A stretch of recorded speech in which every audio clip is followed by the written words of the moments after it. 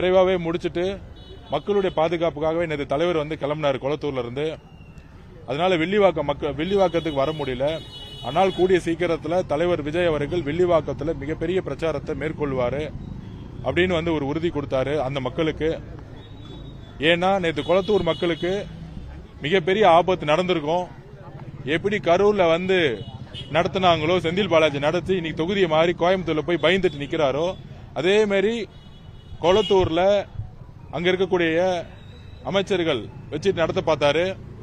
ஆனா அதை நாங்க வந்து உணர்ந்து எவ்வளவு சீக்கிரம் முடியுமோ விரைவா வந்து எங்களுடைய பிரச்சாரத்தை முடிச்சுக்கிட்டு கிளம்பிட்டோம். அந்த அளவுக்கு காவல்துறை வந்து எந்த சப்போர்ட் நேற்று பண்ணல. அது மீடியா, உங்க மீடியாவே வந்து லைவ்ல காமிச்சாங்க.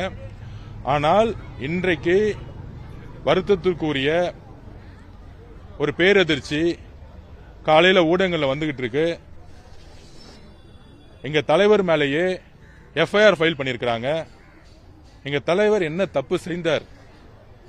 மாண்புமிகு முன்னாள் முதலமைச்சர் திமுக தலைவர் மு.க. ஸ்டாலின் அவர்களே, இன்னைக்கும் பல்வேறு இடத்துல தேர்தல் அலுவலர்களா திமுக காரங்களை தான் அப்பாயின்மெண்ட் பண்ணியிருக்காங்க.